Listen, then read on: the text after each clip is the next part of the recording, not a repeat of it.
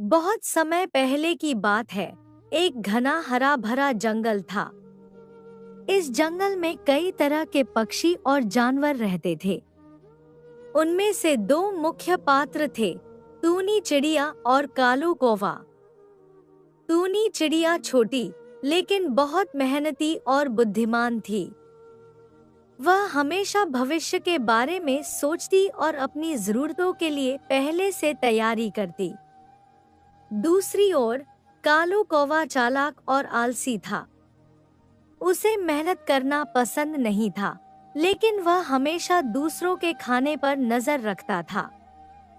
टूनी चिड़िया हर सुबह सूरज उगते ही अपने घोंसले से निकलती और अनाज, छोटे छोटे फल और कीड़े मकोड़े इकट्ठा करती।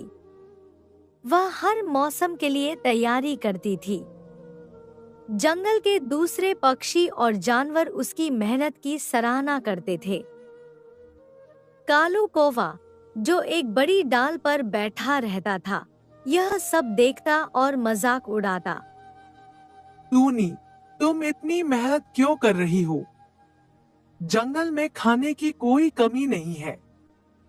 टूनी मुस्कुराकर जवाब देती, अभी तो खाना है, लेकिन जब ठंड आएगी तब क्या करोगे? कालू कौवा हंसता और कहता, अरे, जब ठंड आएगी तब कुछ न कुछ हो ही जाएगा। अभी तो मजे लो। एक दिन टूनी चिड़िया ने देखा कि एक घायल कबूतर झाड़ियों के पास पड़ा था। उसने पास जाकर पूछा, क्या हुआ भैया?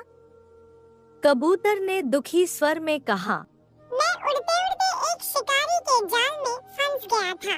बड़ी मुश्किल से बचकर निकला हूँ, लेकिन अब उड़ नहीं पा रहा।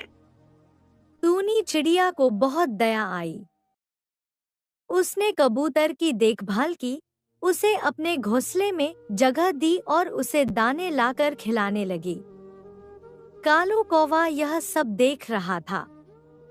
उसने सोचा, अगर टूनी इस कबूतर को खाना खिला सकती है, तो शायद मुझे भी कुछ खाने को मिल जाए। कुछ दिन बाद जब सर्दी आने लगी, जंगल में खाना कम होने लगा। कालू कौवा भूखा रहने लगा। वह टूनी चिड़िया के पास गया और बोला, टूनी बहन, भूख लगी है, थोड़ा अनाज दे दो। टूनी चिड़िया बोली, कालू भैया, मैंने तो तुमसे पहले ही कहा था कि मेहनत करो और अनाज जमा करो, लेकिन तुमने मेरी बात नहीं मानी। कालू कौवा बोला, अरे, मुझे नहीं पता था कि सर्दी इतनी जल्दी आ जाएगी। टूनी ने हंसकर कहा, समय पर काम करना बहुत जरूरी होता है। कालू कौवा मायूस होकर चला गया, लेकिन उसके मन में एक चालाकी आई। उसने सोचा, अगर मैं टूनी चिड़िया को धोखा दे दूं, तो मुझे खाना मिल सकता है। रात को कालू कौवा धीरे धीरे टूनी के घोंसले के पास आया और चुपके से कुछ अनाज चुरा लिया। वह अगले दिन फिर आया और ज्यादा चुरा लिया, लेकिन कबूतर ने उसे देख लिया। वह तुरंत टूनी चिड़िया के पास गया और बोला, बहन, तुम्हारा अनाज कोई चुरा रहा है। टूनी चिड़िया ने एक योजना बनाई। अगले दिन वह अपने घोंसले के पास छिपकर बैठ गई। जैसे ही कालू कौवा चोरी करने आया, उसने जोर से कहा, कालू भैया, मेहनत करना सीखो, चोरी मत करो। कालू कौवा शर्मिंदा हो गया। कालू कौवा को अपनी गलती का एहसास हुआ। उसने टूनी से माफी मांगी और वादा किया कि अब वह मेहनत करेगा। बहुत समय पहले की बात है। एक घने और हरे भरे जंगल में तरह तरह की चिड़िया रहती थी। उन सभी में सबसे चतुर और समझदार थी टूनी चिड़िया। टूनी छोटी लेकिन बहुत बुद्धिमान थी। वह जंगल की बाकी चिड़ियों की मदद करने के लिए हमेशा तैयार रहती थी। जंगल के बीचों बीच एक बड़ा सा बरगद का पेड़ था, जहाँ चिड़ियों का गांव बसा हुआ था। इस पेड़ की शाखाओं पर सैकड़ों घोंसले थे।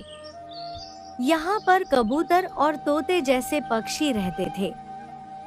दिन भर ये चिड़िया उड़ान भरती, खाना खोजती और फिर शाम को अपने घोंसलों में लौट आती। टुनी चिड़िया का घोंसला सबसे ऊपर था, जहाँ से उसे पूरा जंगल दिखता था। वह छोटी होने के बावजूद तेज तर्रार थी। जंगल के सभी पक्षी उसे बहुत पसंद करते थे, क्योंकि वह सभी की मदद करती थी और समझदारी से काम लेती थी। एक दिन जंगल में भयंकर गर्मी पड़ने लगी। नदी और तालाब सूखने लगे और खाने के लिए दाने मिलना मुश्किल हो गया। कई चिड़िया प्यास और भूख से परेशान थी। एक दिन टुनी चिड़िया और उसके दोस्त कबूतर और तोता पानी की तलाश में निकले। उड़ते उड़ते वे जंगल के किनारे पहुंचे, जहां एक बड़ा तालाब था, लेकिन उसमें बहुत कम पानी बचा था। टुनी ने सोचा, अगर जल्दी कुछ नहीं किया गया तो जंगल की सारी चिड़िया प्यास से मर जाएंगी। टुनी चिड़िया को एक उपाय सूझा। उसने सभी चिड़ियों को इकट्ठा किया और कहा, हमें तालाब में पानी लाना होगा।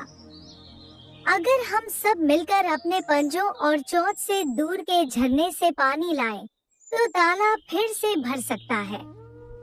सभी चिड़िया तैयार हो गई। वे झरने तक उड़कर जाती, अपनी चोंच में पानी भरती और फिर तालाब में डाल देती। यह काम बहुत कठिन था, लेकिन चिड़िया बिना रुके मेहनत करती रहीं।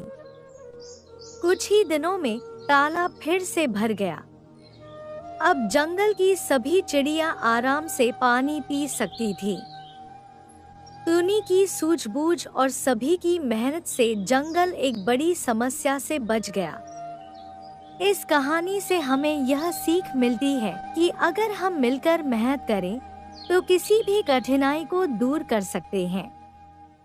टुनी चिड़िया छोटी थी, लेकिन उसकी बुद्धिमानी और सभी की एकता ने जंगल को बचा लिया। इसी तरह हमें भी एक दूसरे की मदद करनी चाहिए और मिलकर समस्याओं का हल निकालना चाहिए।